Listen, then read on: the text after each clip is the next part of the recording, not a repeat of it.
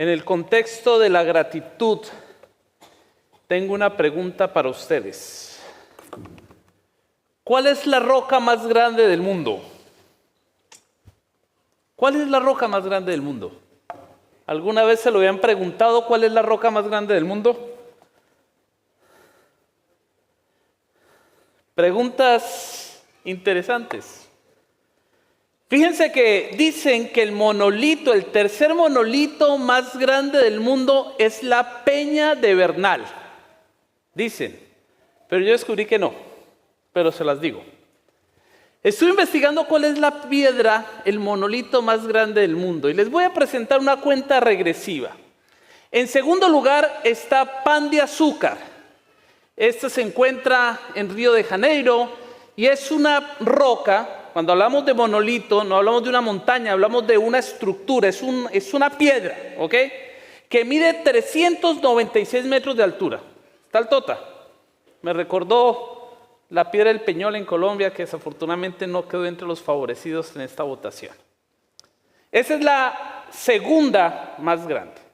Dicen que la primera es el Peñón de Gibraltar, que se encuentra en España, en la costa sur de España, y tiene 426 metros de altura.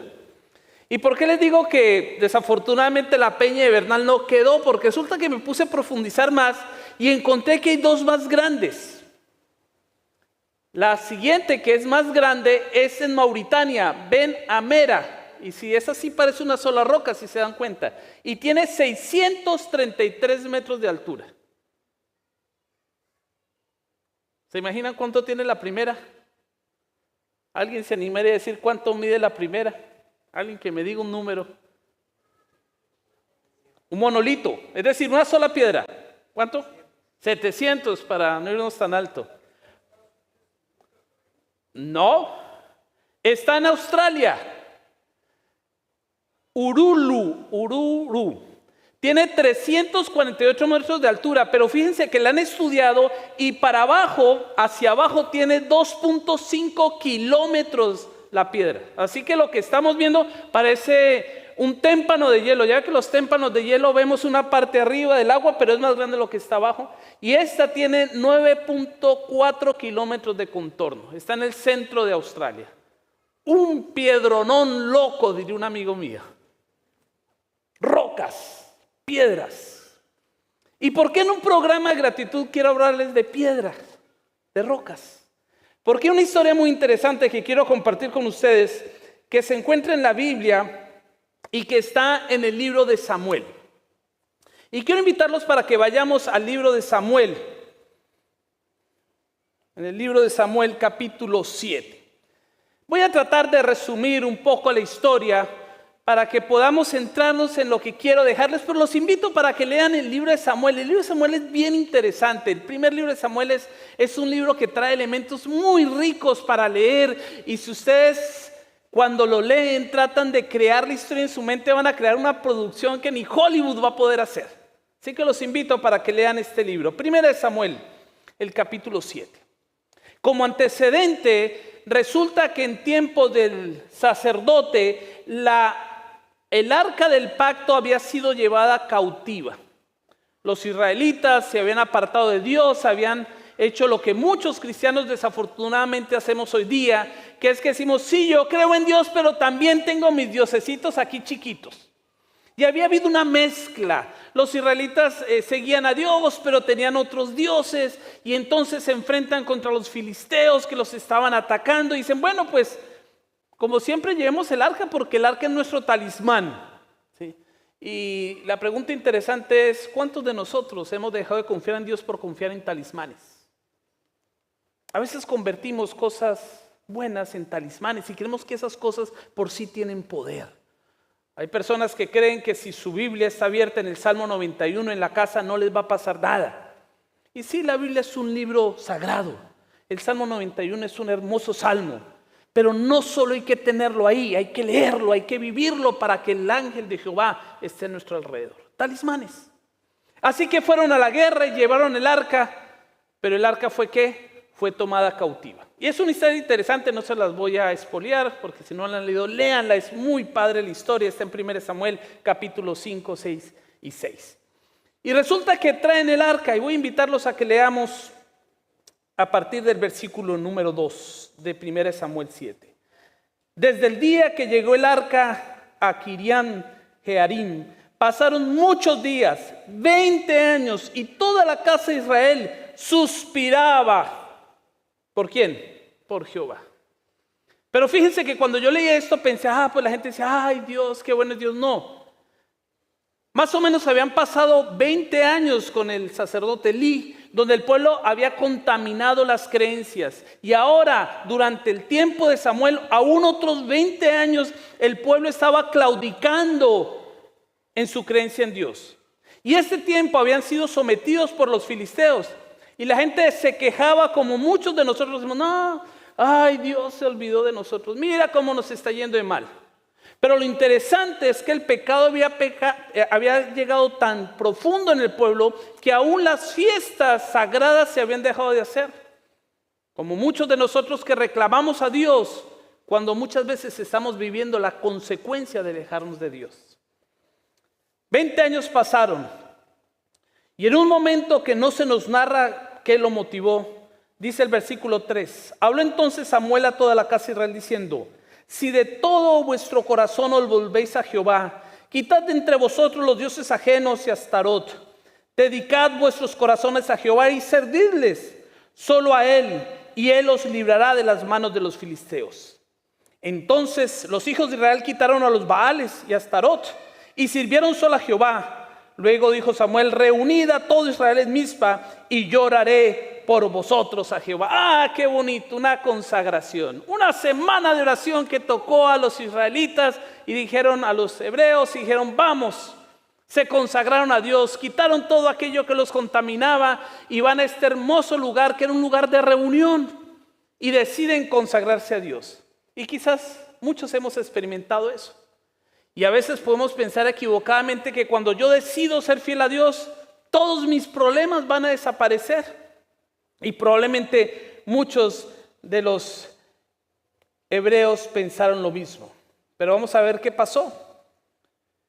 Dice entonces el versículo 6. Se reunieron pues en Mizpa, sacaron agua y la derramaron delante de Jehová. Ayunaron aquel día allí y dijeron, contra Jehová hemos pecado. Y juzgó Samuel a los hijos de Israel en Mizpa. Versículo 7. Cuando supieron los filisteos que los hijos de Israel estaban reunidos en Mizpa, subieron los príncipes de los filisteos contra Israel. Al oír esto, los hijos de Israel tuvieron temor de los filisteos. ¿No les ha pasado que a veces decimos, voy a hacer las cosas bien?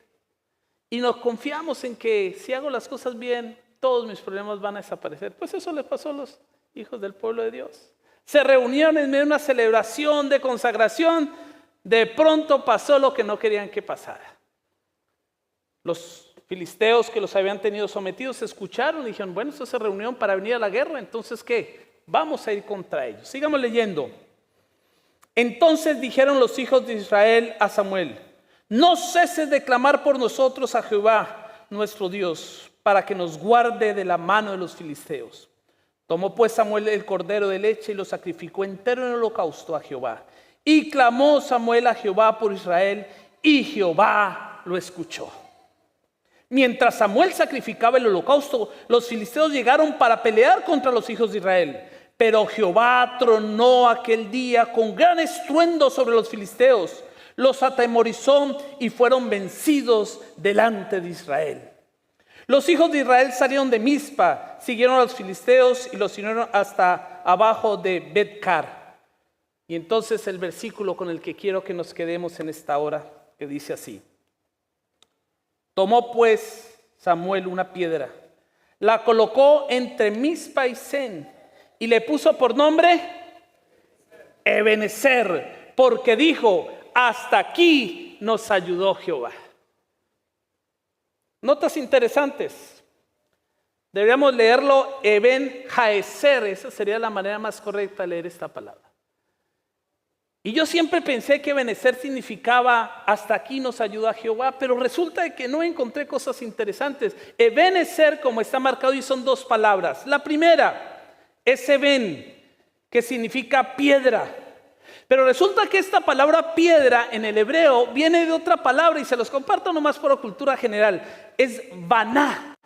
Y baná hace referencia no solo a una piedra, sino a construcción, a simiente y a fortalecer. Es decir, esta piedra de la que está hablando Eben no es una piedra que está ahí por casualidad, sino que si nos vamos a la palabra original de la que viene, habla de una intención de fortificar. Interesante.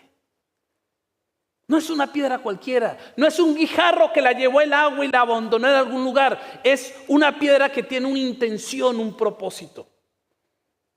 Y la segunda palabra, eser, ayuda. Qué bonita palabra. Pero fíjense que esta misma palabra se utiliza con algunas variantes en dos textos bien interesantes. Génesis 2:18. ¿Saben qué dice Génesis 2:18? ¿No saben? Pues les digo. Génesis 2:18 dice, le haré ayuda idónea.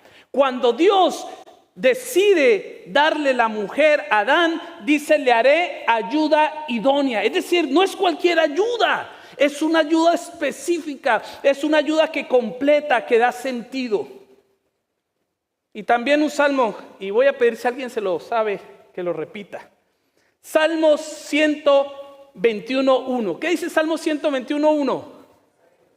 Alzaré mis ojos a los montes. ¿De dónde vendrá qué? Mi socorro. Resulta que socorro en Salmo 121:1 es el mismo término eser.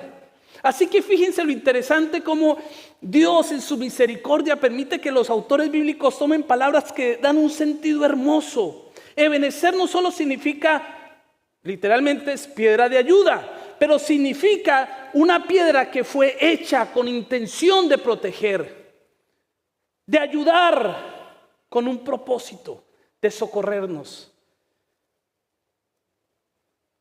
La palabra eser deriva de otra palabra que es azar. Y lo que me encanta de azar es que significa rodear, circundar.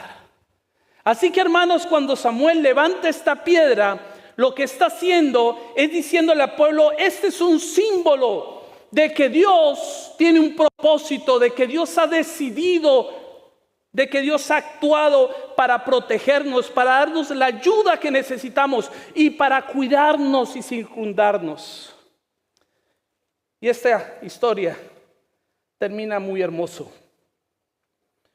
Voy a leer el versículo número 13 que dice así: así fueron sometidos los filisteos y no volvieron a entrar más en territorio de Israel, y la mano de Jehová estuvo contra los filisteos todos los días de Samuel.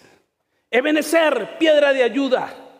Y me quiero quedar con este concepto, muchachos, hermanos, y para los que nos ven, porque nosotros aquí en la universidad hemos cerrado un ciclo. Quizás varios de los que nos están viendo diciendo, ¿y por qué agradeciendo que el semestre? Bueno, este miércoles terminamos exámenes.